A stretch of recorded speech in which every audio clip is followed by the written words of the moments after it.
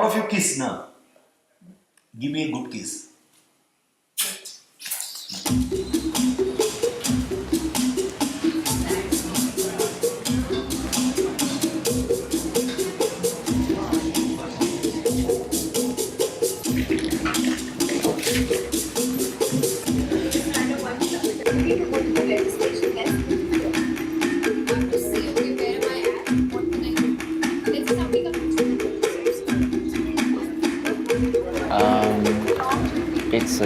It's a long story. It's a work that I conceived of in 2013 when I was living in Brussels, and during that time there was a lot of problems in Europe, and I was really interested in how the European community was called into question. I was wondering, if I make a work involving me as an Asian person performing in front of a European audience and cheering for this European audience becomes a question in the sense that somebody who is German in the audience would not be cheering for the same Europe as if somebody is from Greece or Spain or Italy. So I'm curious about how a community can come together. So I decided to work with cheerleading, also because the cheerleader has a very specific job to do, which is to use her body. Conventionally, the cheerleader is a woman. To use her body, to use her voice, to use her expression, to try and bring a group of people together to form a community.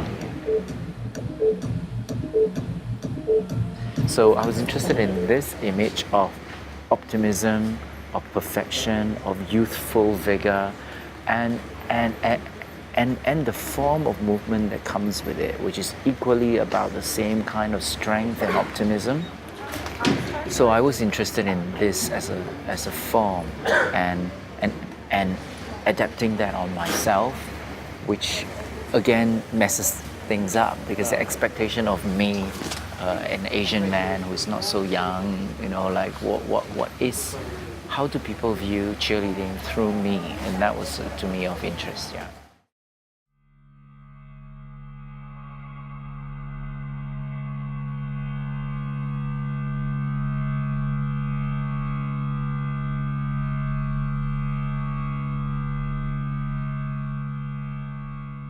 My name is Sujata Goel. I'm a dancer and choreographer. I'm based between India and the United States. And what I'm doing at Ignite is I'm performing a solo piece that I made a few years ago called Dancing Girl.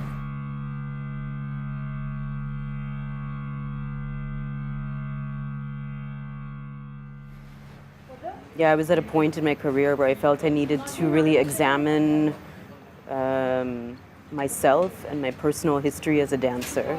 So the piece, in a way, it's very personal in that sense. It's very much about my own self-reflection on my self-image as a performer, and it also, I think, tries to address the politics of exotica that have been something I've dealt with a lot throughout my career. And I guess the story of the piece in that sense is I really try and play out the identity of this kind of exoticized dancer. It's very sort of mythologized through the costume mainly, but through the playing out of this identity, through the unfolding of the form that you see in the piece, I hope to sort of propose an alternative space to consider, something besides classical dance that's still situated in the contemporary.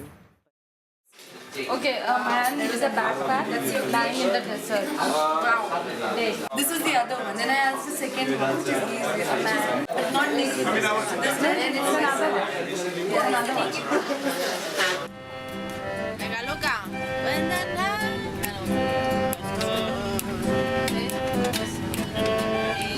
All right, yeah, so I'm a performer. We're here with Field, a piece by Tabea Martin that we created 2.5 years ago. It's a trio, and I'm one of the performers.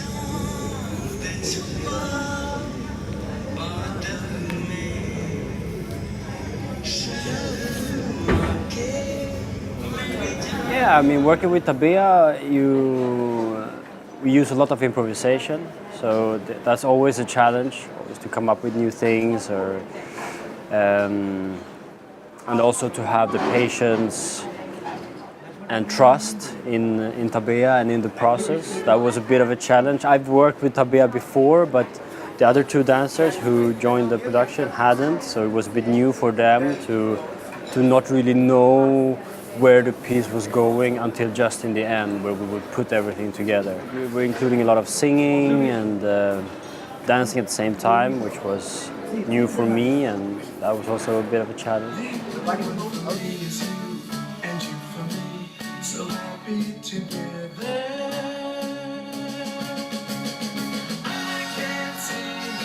Actually, before Field was created, there was a trio called Out of Context. And this piece is sort of based on that piece. That was just a 20-minute short thing that was only shown once, I think. And then Tabea wanted to bring it back and change it around. So she got a new cast, and we had 5 weeks of rehearsals. Within that period, the context kind of changed a bit, and it became more about love and being together and relationships. So that's basically what Field is about.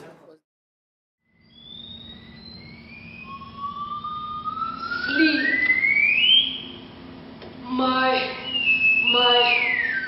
I'm an actor working with a theatre group called Adi Shakti. The piece has come out of Adi Shakti's 3-year engagement with the Ramayana, which started in 2009.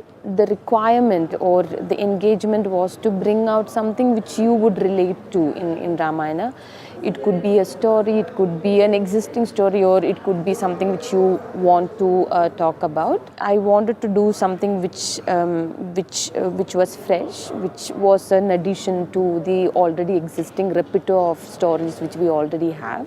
I read a lot about multiple stories, and then these two characters, which is Lakshmana and Kumbhakarna, struck me because they are minor characters in the epic, and what is it that could be relatable to both these characters.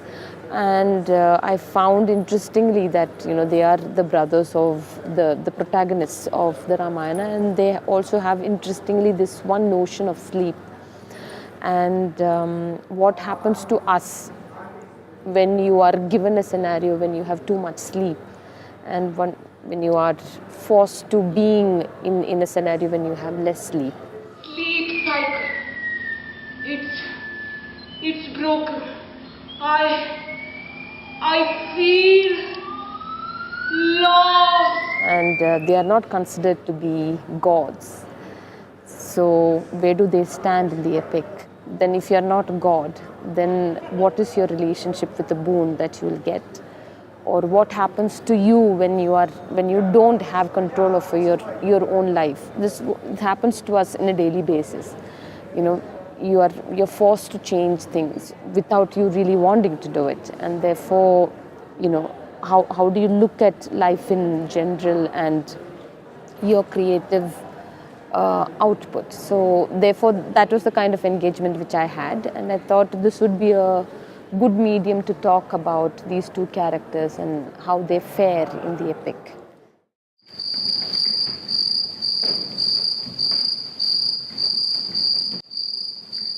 For me, this whole work is about what we carry and how we carry it. Jumping is about carriage. It's about really how you manage your weight, how you manage the core of yourself, and how you carry the spaces between you through the 45 minutes that you're on stage. And when the conditionality keeps changing, there is a different requirement all the time. People in this work don't really see themselves as dancers. I mean, there are 4 of us who are coming from a dance background, but for the large part, if I ever tell them that they're dancing, they're going to leave me and run away and go that for sure. So I think first and foremost, opening up this space and this mysterious space of what this dance space is a very valuable kind of a move. It forces you to re-examine what is form. How is form constructed? What value should we give form? What place of importance should we give it? And how does it actually reflect upon bodies within a certain society? All of us come from very, very different physical cultures, performative, non-performative cultures also. So how do we bring in that wealth of experience into a space where we can actually be and speak the same language of the body?